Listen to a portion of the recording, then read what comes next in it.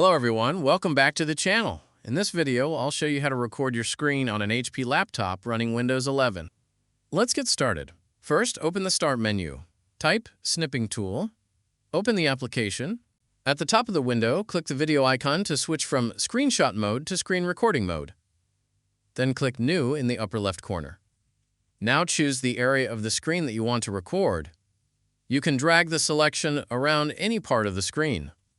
If you want to record a specific window, open the drop-down menu next to the recording area option and select the window you want to capture. Once you have selected the recording area, you can configure your microphone.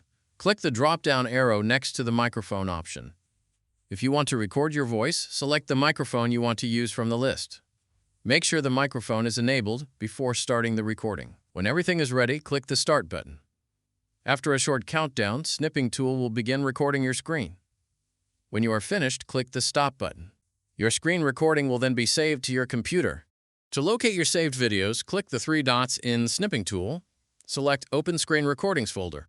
This will open the folder containing all of your saved screen recordings.